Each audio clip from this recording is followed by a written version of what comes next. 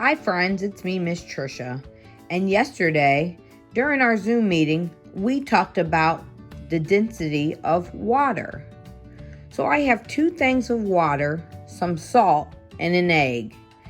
In one of my containers that I have water in, I am going to add salt to it. And we talked about how, salt water is more dense than fresh water. So which means things that can sink in fresh water will float in salt water. So I'm going to show you this experiment. So in this container of water, I am going to add salt.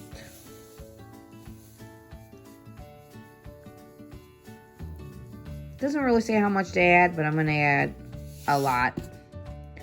So it's a little salty. And I'm going to stir that up so the salt can dissolve. Okay, friends, so I added the salt in there and I stirred the salt up so it could dissolve. You can still see a little bit of the salt in the bottom of it. And in this one, I have just regular water. So, do you guys remember which one I said the egg would sink in and which one I said the egg would float in? That's right.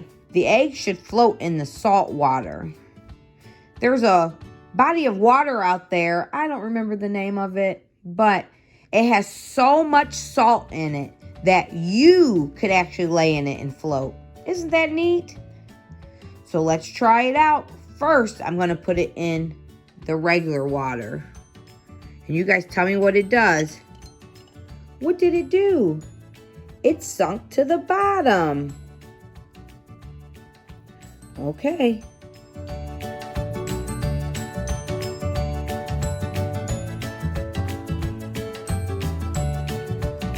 Now I took the egg out of the regular water and I'm going to add it to the salt water. What is the egg doing?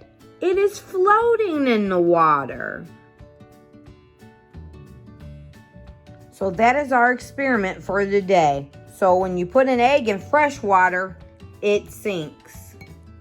But when you add salt to water, it makes it dense. That means it floats. So again, dense means it makes the water a little bit heavier than the fresh water. That's why the egg can float in the salt water because it's a lot heavier.